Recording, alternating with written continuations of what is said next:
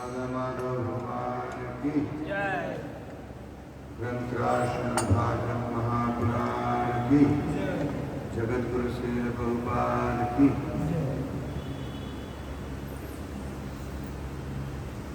ओम नमो भगवते वासुदेवाय।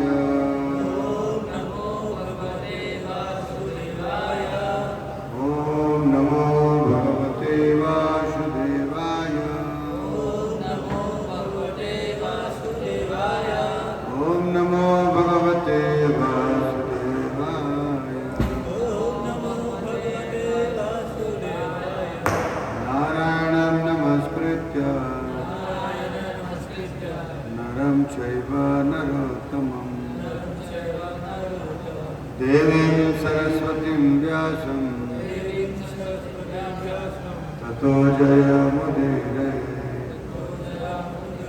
नष्टप्रायेषु भद्रेषु नित्यं भागवत सेवया भगवती उत्तमश्लोके भक्तिर्भवति नैष्ठिके। श्रीमद् भागवतम स्कंद 5 अध्याय 5 श्लोक 35।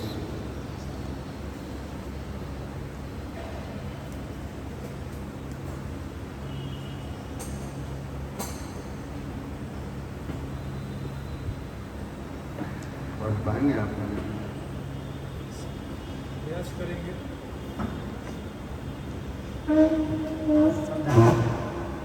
तत्र तत्र पुरग्राम करके टमाटा करवट श्री ब्रज घोष सात गिरि वनाश्रमादि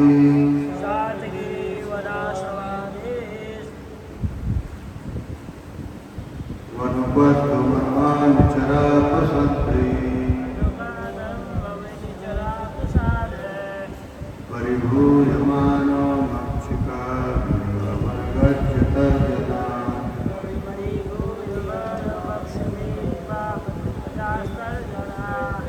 ताडनामयनष्टि वनग्रासकृत्वज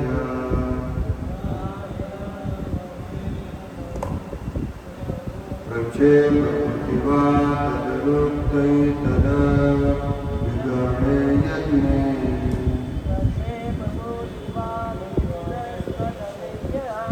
वातस्तु संस्थान तस्मिन् देववक्षलक्षणे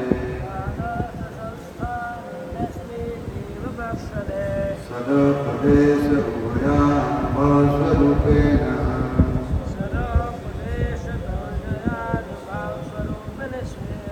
स्वमहिमा हस्तानेन समरोपिताहम् माभिमानत्वदखण्डितमनः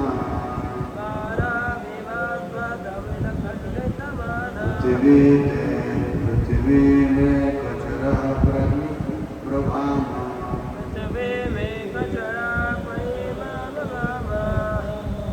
शब्द तत्र तत्र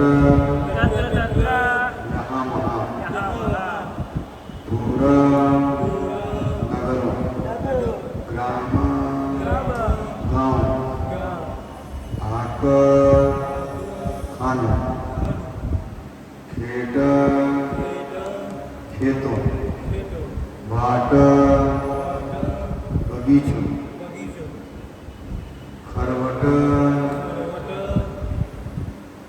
घाटी में स्थित गांव यानी पहाड़ी गांव शिविर सेना की छावनियों प्रजा गौशालाओं घोषा अहिरों की बस्तियों बंगाल में घोष कहे बोलते साथ यात्रियों के विश्राम आलयों गिरी पर्वतों वन जंगलों जंगलों आश्रम आश्रमों मुनियों के वास स्थानों मुनियों के वासस्थानों आदिशु आयुषो आदि में आदि में अनुपथम अनुपदान मार्ग से जाते मार्ग से जाते पावनिच अपसदई दुष्ट पुरुषों के द्वारा दुष्ट पुरुषों के द्वारा परिभूयमाना परिभूयमाना खीर कर मक्षिका भी मक्षिका भी मक्खियों से पक्षियों से इव सदृश सदृश वनगज वनगज जंगली हाथी जंगली तर्जन चिघाड़ से ताड़न प्रताड़ित होकर प्रताड़ित करना अवमेहन शरीर पर पेशाब करते हुए जय श्री गौरताय की राधा बांके वेदारी ललिता विशाखा जी की श्री श्री सीताराम हनुमान की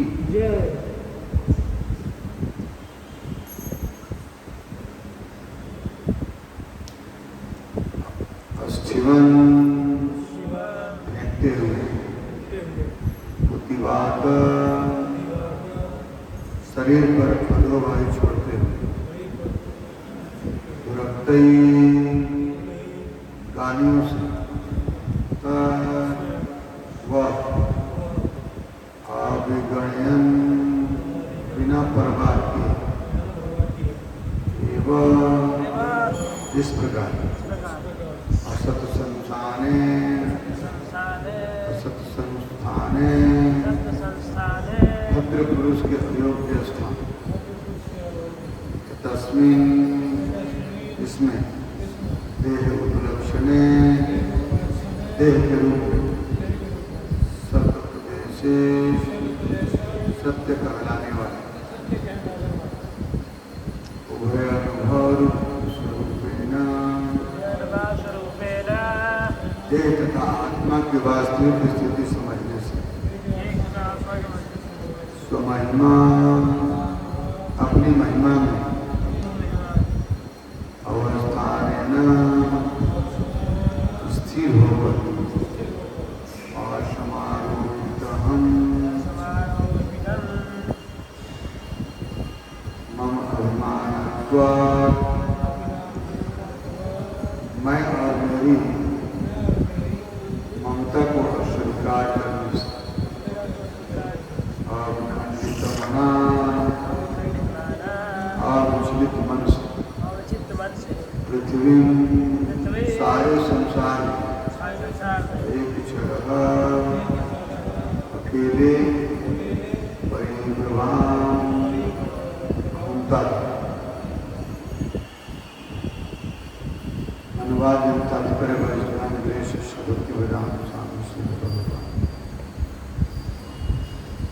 ऋषभ देव नगरों गाँव खानों किसानों की बस्तियों घाटियों बागों सैनिक छावनियों गौशालाओं अहिरों की बस्तियों यात्रियों के विश्वमालयों पर्वतों जंगलों तथा आश्रमों के बीच घूमने लगे। जहाँ भी जाते उन्हें दुष्ट पुरुष उसी प्रकार घेर लेते जिस प्रकार जंगली हाथियों को मक्खियाँ भौरे घेर लेती। उन्हें डराया धमकाया और मारा जाता, उन पर पेशाब किया जाता, थूका जाता, यहाँ तक कि कभी कभी उन पर पत्थर बिछता तथा धूल फेंकी जाती। और कभी कभी तो लोग उनके समक्ष अपान वायु निकालते। इस प्रकार लोग उन्हें भला बुरा कहते और अत्यधिक की आत्मा देते, किंतु उन्होंने कभी भी इसकी परवाह नहीं, क्योंकि वे समझते थे कि शरीर का ही है। वे आत्मपद पर स्थित थे और सिद्ध होने से ऐसे तिरस्कारों की तनिक भी परवाह नहीं करते था। वे इसका पूर्ण ज्ञान हो चुका था कि पदार्थ था आत्मा पृथक पृथक है, उनमें देहात्म बुद्धि न था, अतः वे किसी पर क्रुद्ध हुए बिना संसार में अकेले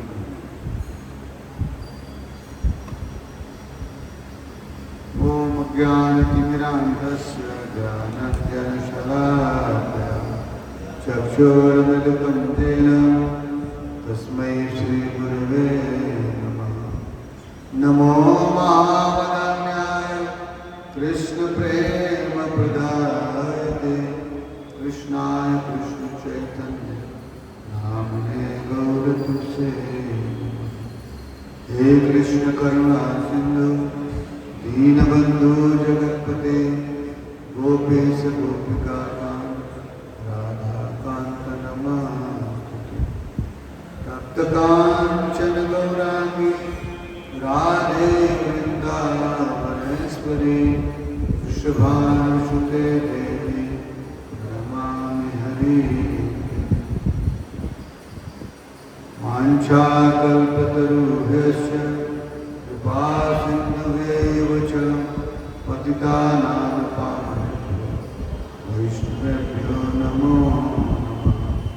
जय श्री कृष्ण चैतन्य प्रभो नित्यानंद श्री अद्वैत गदाधर श्रीवासादि गौर। हरे कृष्णा कृष्णा कृष्णा हरे हरे हरे राम राम राम हरे कृष्णा कृष्णा कृष्णा हरे हरे हरे राम राम राम। यहाँ पर ऋषभदेव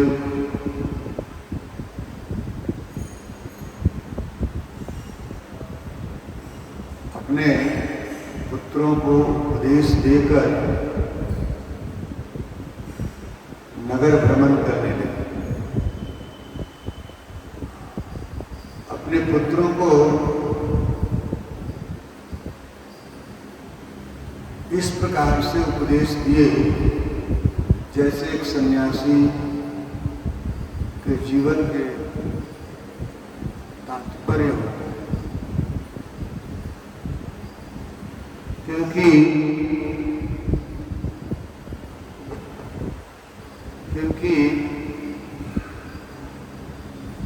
वे जानते थे कि किस प्रकार से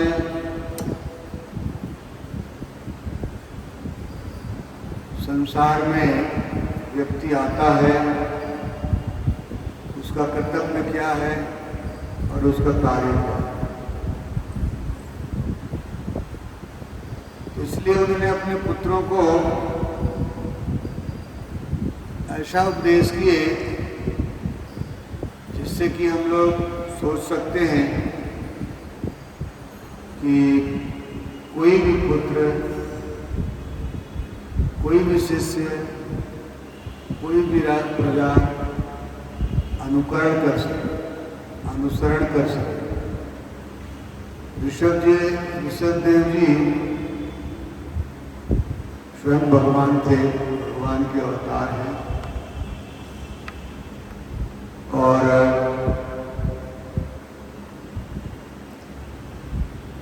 उन्होंने एक चीज को प्रकट किया जीवों के सामने कि हमारा जो शरीर है और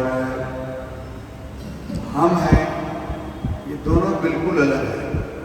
इन्होंने यह भी प्रकट किया कि जो जीव है चराचर, सभी जीवों में परमात्मा का वास है, लेकिन वो भी अलग है।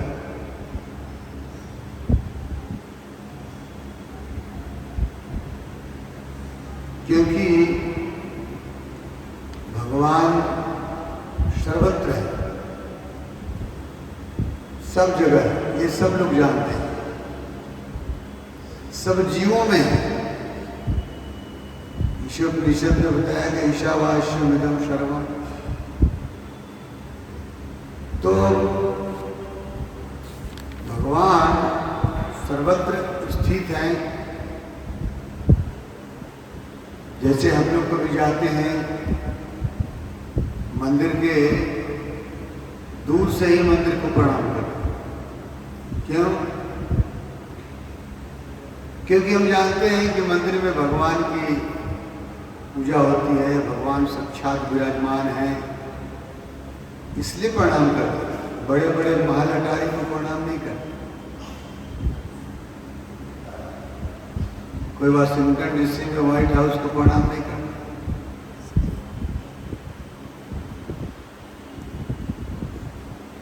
तो प्रणाम इसीलिए करते कि भगवान है उसमें। और वैसे भगवान सभी वस्तुओं में है, लेकिन हम सभी लोगों को प्रणाम नहीं करते। वैसे बहुत सारे लोग हिंदुओं में देखिए, लोग बोलते हैं कि पेड़ को भी पूजा होती है, पत्थर की भी पूजा होती है, जहाँ जाइए सब जगह पूजा। क्यों? क्योंकि परमात्मा का सब जगह वास है। अगर इस बात को अगर समझ लिया तो एक सूअर को भी प्रणाम आप कर सकते हैं। हम लोग विभेद करते हैं। जैसे कोई सूअर का स्थान होता है जहाँ पर गंदे विष्ठा है, वहाँ जाने का हम लोग भेद दृष्टि से देखते हैं, ये जानवर अच्छा नहीं है। जो दूध पिलाती है वो अच्छी जानवर है, जो नहीं पिलाती अच्छी जानवर। ये अपना सुख की बात करते हैं, अपना फायदे की बात करते हैं। लेकिन कह रहे ऋषभदेव जी कि उस परमात्मा उस सूअर के शरीर में भी, इसलिए उसको भी प्रणाम करना चाहिए।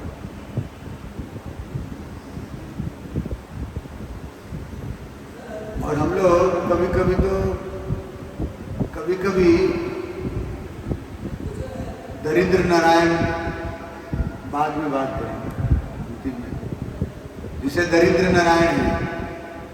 लोग सोचते हैं कि बहुत सारे लोग ऐसे संसार में हैं कि दरिद्र की पूजा करते हैं, दरिद्र को भोजन कराते हैं।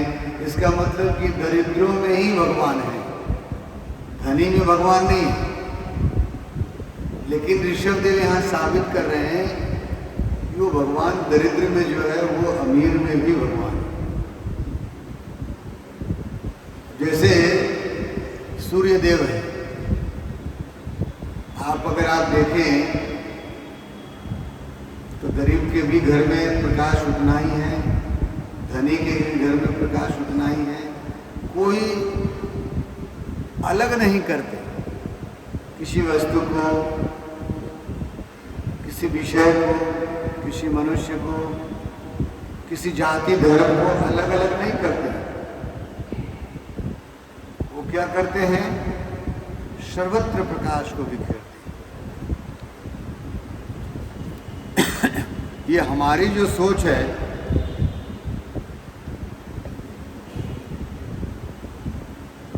ये भगवान की सोच नहीं है।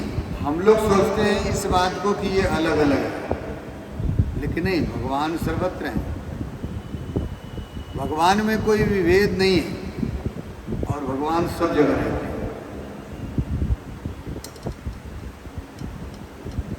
तो इसलिए हम लोगों को ये बात समझना चाहिए। भगवान भगवद गीता में भी कहे हैं कि ये कौन समझ सकता है? सब लोग नहीं समझ सकते। कहते हैं कि जो पंडित है, पंडित मतलब स्वाहा करने वाले पंडित नहीं। पंडित का अर्थ है कि जो व्यक्ति सर्वस्व जानता है, ब्रह्म ज्ञान है उसके पास, उस पंडित की बात है।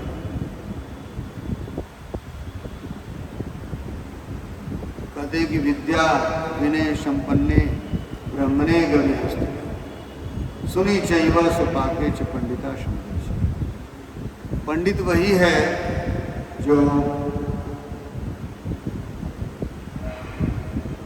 साधु है, जो विनय विद्या है उसके पास, जो ब्राह्मण गाय हो, हाथी हो, कुत्ता हो, चंडाल हो, सबको समान दृष्टिकोण। वही ब्राह्मण समदर्शी है, यानी उसको ये भ्रम नहीं होता है कि ये कुत्ता है, बिल्ली है और हम मनुष्य नहीं। ब्राह्मण वही है, पंडित वही है, सबको बराबर है। आज के पंडित जैसे नहीं है जो बिल्कुल कोई हरिजन आएगा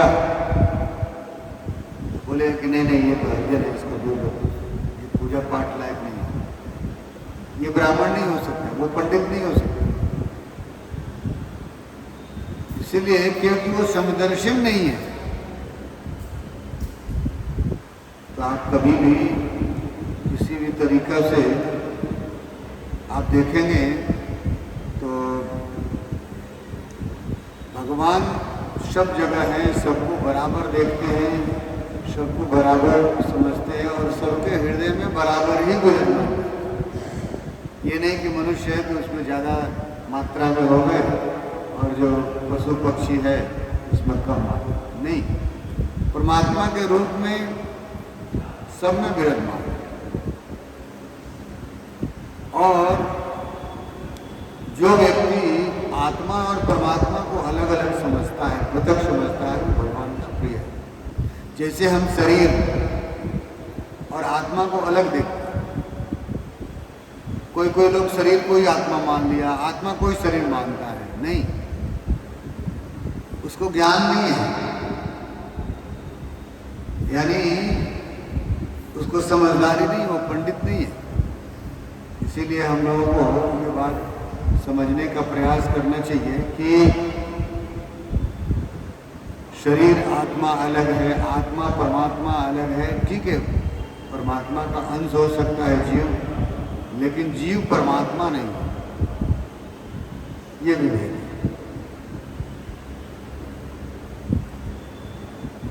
तो भगवान को वो बहुत ही प्रसन्न होते हैं, वो प्रिय होते हैं जो व्यक्ति अपने को जीव और भगवान को भगवान समझता है, यानी अलग समझता है। लेकिन जो व्यक्ति अपने आप को भी भगवान समझता है, भगवान उस पर प्रसन्न नहीं होता। लेकिन ऋषभदेव जी ऐसी अपनी अवस्था को बनाए जैसे पागल होता है। कभी कंघी नहीं लगाना बाल में, स्नान नहीं करना, कपड़े नहीं पहनना, यानी पागल जैसे घूमने लगे। क्योंकि वैसे नारद पंचरात्र में बताया गया है कि जो व्यक्ति ऐसे होते हैं जिसको हम लोग अवधूत बोलते हैं, यानी शरीर से उनको कोई लगाव नहीं है, वो शरीर से परे है। जो व्यक्ति अपने आप को शरीर समझता है, शरीर को रोज पोंछता है, रोज तेल साबुन लगाता है, अच्छे अच्छे कपड़ा पहनता है, लेकिन वो तो बिल्कुल सर्वोपाधि गुणिर्मुक्तेन, वो बिल्कुल तत्परत्वेन ऋषिकेश सेवनम भक्त लोग वही होते हैं, भक्ति जिनकी ऊंची वही है जो बिल्कुल किसी भी उपाधि से मुक्त है। उनको कोई बाबा कहे कोई फर्क नहीं पड़ता, कोई दादा कहे कोई फर्क नहीं पड़ता, कोई चोर कहे कोई फर्क नहीं पड़ता, कोई बदमाश कहे कोई फर्क नहीं। क्यों? क्योंकि सभी उपाधियों से मुक्त है। यही वास्तव में हम लोगों को समझने का प्रयास करना चाहिए, क्योंकि भक्ति का यही सार है। हम लोग भक्ति जो करते हैं, 10 इंद्रियां हैं, 5 इंद्रियां जो ज्ञान को ग्रहण करती है और 5 इंद्रियां जो कार्य करती है, और एक कौन है? उसका मालिक मन है। तो मन कंट्रोल करता है और सभी इंद्रियों के द्वारा भगवान की जब हम सेवा करते हैं तब भगवान प्रसन्न हो सकते, तब हम लोग समझ सकते हैं कि सर्वोपाधि।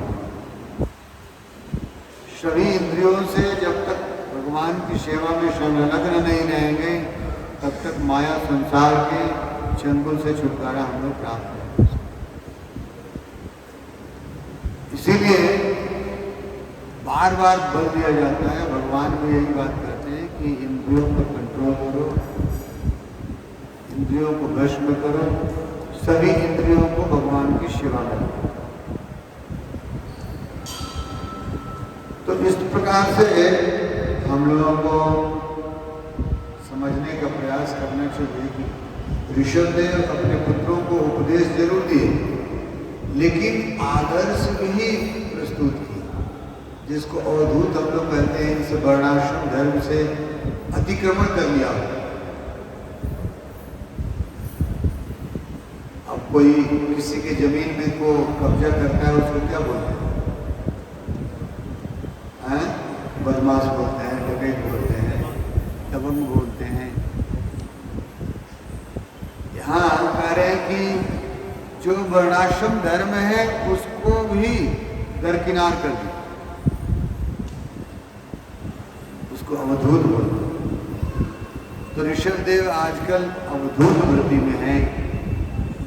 उनकी जो वृत्ति है बिल्कुल ये उदाहरण प्रस्तुत कर रहे हैं कि जीव को किस प्रकार से कार्य करना चाहिए, शरीर को किसी प्रकार को अपना नहीं मानना चाहिए। और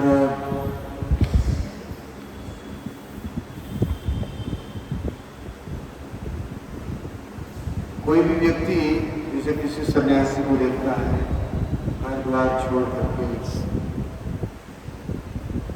परिव्राजक हो जाते हैं, भ्रमण करते रहते हैं, क्योंकि इसीलिए उनको दंड दिया जाता है।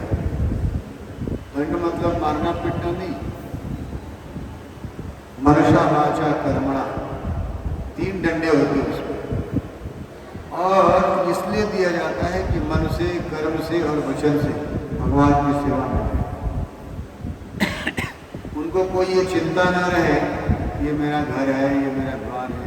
राजा थे, ऋषभदेव जी राजा थे पूरे पृथ्वी के, लेकिन एक क्षण में सब कुछ अपने बेटे को राजकाज सौंप करके त्याग दिया और महल में ही उनमें घूमने लगे पागल के जैसे, ये मेरा कुछ नहीं है।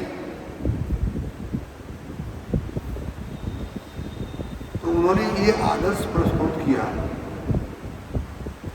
कि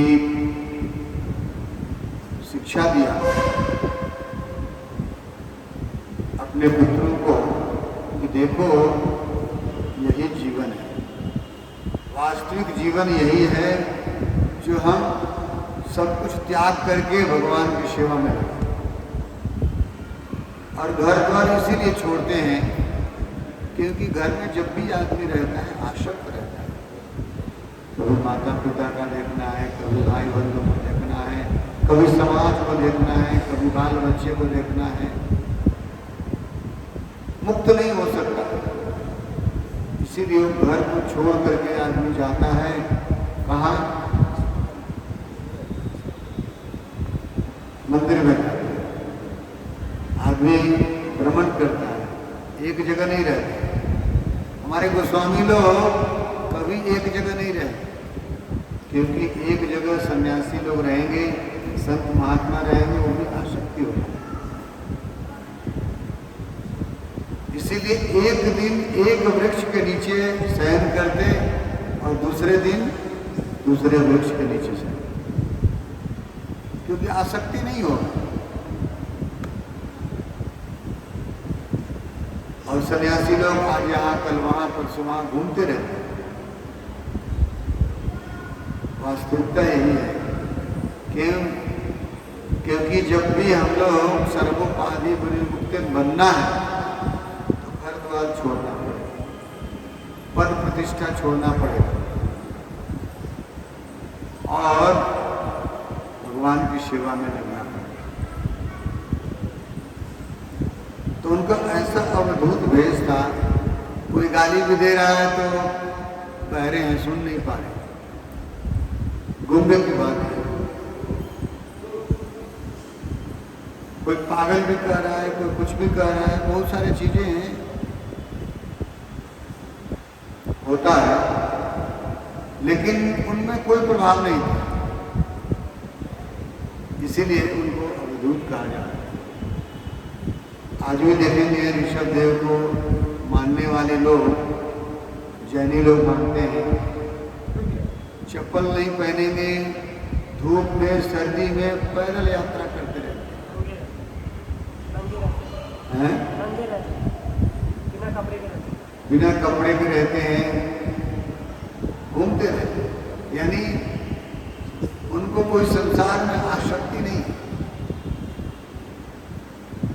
वो हमेशा शरीर को तपाते हैं, तपो दिव्य में,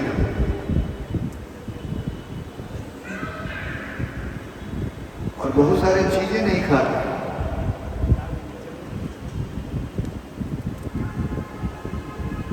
इसीलिए यहाँ पर कह रहे हैं कि जो व्यक्ति इस तरह से करता है, शरीर को अपना नहीं मान करके भगवान के चिंतन में हमेशा लगे रहता है, वही व्यक्ति परम प्रसन्न रहता है, वही सुखी हो सकता है, दूसरा नहीं। चैतन्य महाप्रभु कहते हैं कि जो व्यक्ति इस तरह से सोचता है कि हम शरीर नहीं है, हम परमात्मा के अंश हैं, वो सबसे बड़ा सुख।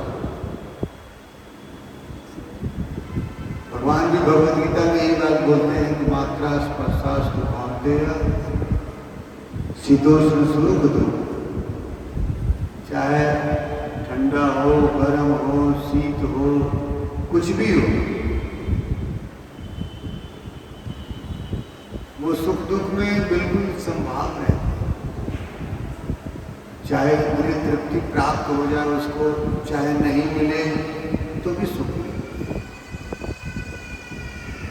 आगमा पाणियो नित्यम अनुस्थितिक्षो, यानी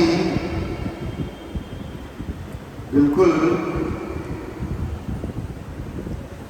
सर्दी गर्मी जो भी है, क्या होता है, आता जाता है, बदलता रहता है। नहीं, अभी गर्मी है, अब सर्दी अब शुरू हो जाएगी, दशहरा से बिल्कुल सर्दी शुरू।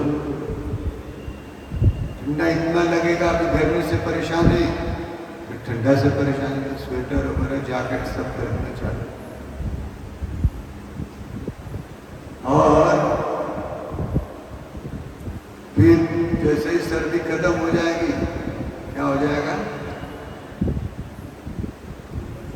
बरसात आ जाएगी। तो ये बदलता रहता है, एक जैसा नहीं है। वैसे ही हमारे जीवन में जो कह रहे भगवान की जो इंद्रिय सुख है, वो भी बदलता रहता है। कभी दुख होता है, कभी सुख होता है, कभी कुछ मिल गया तो सुख है, नहीं मिला तो दुख है, ये भी बदलता रहता है। कहते आगमा पाणियो, जो व्यक्ति बिना विचलित हुए, उनको पता है कि ये तो होने वाला है, विचलित नहीं होते। और करें बिना विचलित हुए उनको क्या करो, बर्दाश्त करो, सर्दी भी बर्दाश्त करो, गर्मी भी बर्दाश्त करो, बरसात भी बर्दाश्त करो। तभी क्या होगा, महाप्रभु कहते हैं कि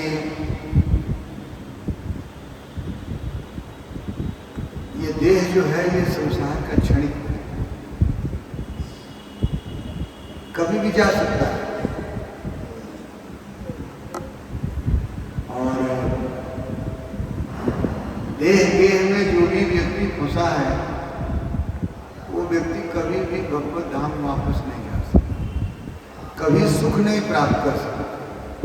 तो उसको लगता है कि हम सुखी हो गए, हम दुखी हो गए, लेकिन बिल्कुल नहीं कर सकते।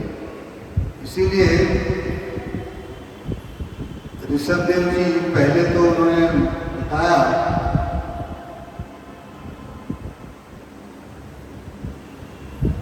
अब आप बताइए, जब ऋषभदेव जी अपने बच्चों को उपदेश किए तो उनका शरीर कैसा था? राजा जैसा था। राजा थे, भगवान थे, और अभी का जो शरीर है वो भूत जैसा हो गया।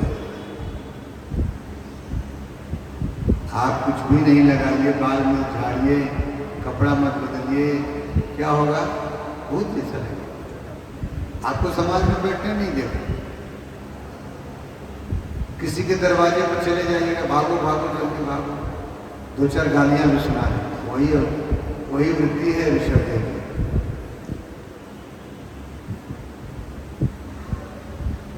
और उन्हें इसी कारणवश यातनाएं भी झेलनी पड़ी।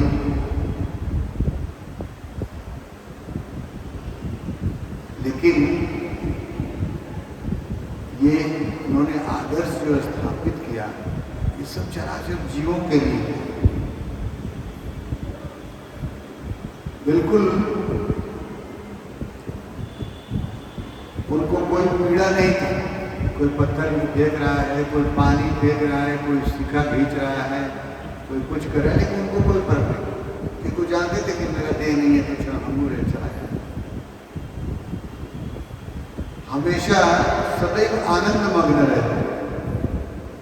तो आनंद में वही हो सकता है जो भगवान के साथ, जो भगवान का नित्य चिंतन करता है, वही आनंद में रह सकता है। अन्यथा जीवन, इस संसार के कोई भी जीव सुखी नहीं हो सकता, आनंद में नहीं हो सकता। क्योंकि वैसे भगवान सभी प्राणी में विराजमान है। ये नहीं कर सकता है कि उसमें नहीं है, इसमें है, उसमें है। नहीं, कहते हैं कि ईश्वर सर्वभूतानां हृदयेषु अर्जुन तिष्ठति। कहते कि हे अर्जुन, सभी जीवों के हृदय में विराजमान है। तो सभी प्राणी मात्र में स्थित है भगवान। इसीलिए सभी प्राणियों को क्या करना चाहिए? प्रणाम करना चाहिए, निवेद नहीं करना चाहिए। आप देखे होंगे कोई भी बड़े लोग आते हैं हमारे, सबको प्रणाम किया, अपने से सभी पढ़ो। क्यों? क्योंकि उनके हृदय में परमात्मा विराजमान है। हम व्यक्ति को नहीं करते, हम भगवान को प्रणाम करते। इसीलिए हम लोगों को ये बात समझना चाहिए कि किसी प्रकार से जो ऋषभदेव जी थे, अपने शरीर को शरीर माने ही नहीं, और घूमते रहे, भगवान का चिंतन करते हुए अपने शरीर को त्याग। दुर्जन लोग कितना भी यातना देते रहे, लेकिन उनको कोई फर्क नहीं पड़ा। गूंगे बहरे बन करके घूमते रहे। लोग बोलते थे उनको कि ये प्रेत है, तो ये है, तो वो है। इसीलिए सभी जीवों में परमात्मा का वास है। भगवान कहते हैं कि यंत्रारूढ़ान माया, यंत्र के रूप में मैं आ रहा हूं। और जैसे बटन दबाते हैं तो फैन घूमता रहता है, वैसे ही कहते हैं कि भगवान हृदय में विराजमान रहते हैं, जीव को माया के द्वारा हमेशा घुमाते रहते हैं। कभी अच्छा दिखाएंगे, कभी बुरा दिखाएंगे, कभी कुछ कभी कुछ, और जीव उसमें मोहित हो जाता है। जो जीव भ्रमित होता है वो संसार में घूमता रहता है और वो संसार में ही डूब जाता है। उसको कभी सुख प्राप्त नहीं हो पाता। इसीलिए कि यहाँ पर बता रहा है स्व महिमा अवस्थान है।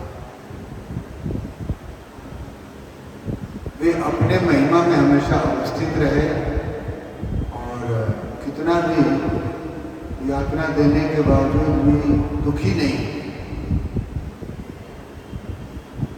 जो भक्त होते हैं जो भगवान के, वो इसी प्रकार से उनकी दृष्टि जो है सबके लिए बराबर है, वही पंडित है। और जो व्यक्ति परमात्मा को समझता है कि हम परमात्मा से अलग हैं, उनके दास हैं, उनके नौकर हैं, भगवान उस व्यक्ति को बहुत प्रसन्न है। कोई व्यक्ति घर द्वार का काम धाम छोड़ करके मंदिर में जाकर के भगवान को दर्शन करता है, देखता है, भगवान बहुत प्रसन्न होते हैं। जैसे मायावादी लोग हैं, माया में रहने वाले लोग, संसार में रहने वाले लोग, मेरे माता पिता रुपया ला करके बहुत दे दो, उनको बहुत प्रसन्न होते हैं, चाहे चोरी डकैती का रुपया हो, चाहे कमा कर।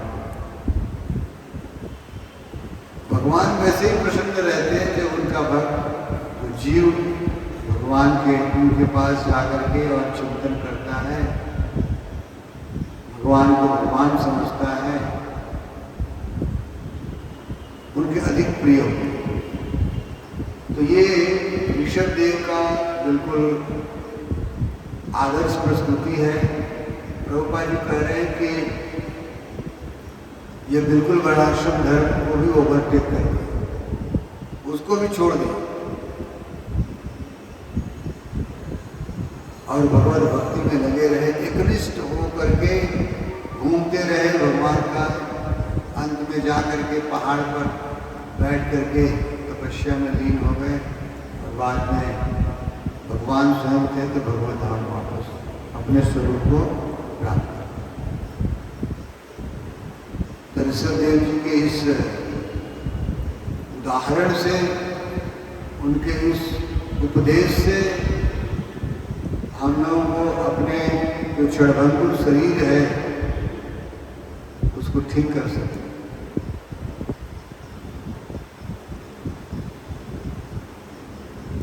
यद गतवान करते फिर दोबारा हम लोग संसार में नहीं आ सकते। तो भगवान के इस प्रकार से, चाहे वो शुक्र हो कुकर हो, सबके हृदय में अवस्थित हैं, चाहे गंदा हो चाहे शुद्ध हो, उनको कभी भी ये नहीं समझ पाए, समझते हैं कि वो गंदा है तो भगवान वहाँ नहीं है। भगवान सब जगह है, भगवान कण कण में विराजमान है। हमारी मानने के ऊपर कि हम कैसे मानते हैं, इसलिए हम लोगों को समझ करके कार्य करना चाहिए। और अपनी महिमा में, यानी जीव जो भगवान के स्वरूप हैं, जो भगवान के दास हैं, दास स्वरूप है, उसको हमेशा बनाए रखना चाहिए। बनाने से ही हमारा जीवन धन्य हो सकता है, क्योंकि भगवान सबके हितैषी है, सबका हित चाहते हैं। कभी कभी हम लोग सोचते हैं किसी को अच्छा हो गया, भगवान उसको ज़्यादा मानते हैं, हमको कम मानते हैं। नहीं, सबको मानते हैं। वो प्रारब्ध है, अपने कर्मों के अनुसार हम लोग फल को प्राप्त करते हैं। इसीलिए एकनिष्ठ होकर के भजन भाव में लग गए ऋषभदेव जी और हमें भगवत धाम वापस। हरे कृष्ण। कोई प्रश्न, कोई जिज्ञासा?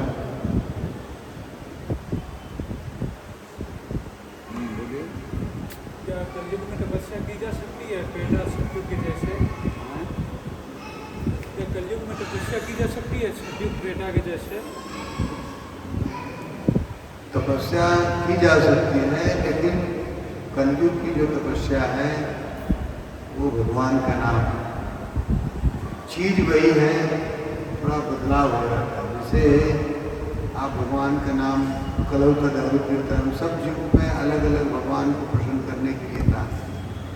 तो कलयुग में भगवान का नाम लेकर के, लेकिन संसार की आसक्ति को तो छोड़ना होगा, जैसे सतयुग था, द्वापर था, त्रेता था, वैसे कलयुग। जैसे 3 प्रकार की बताई गई है, एक तो स्वार्थ और दूसरी सकाम और तीसरी निष्काम।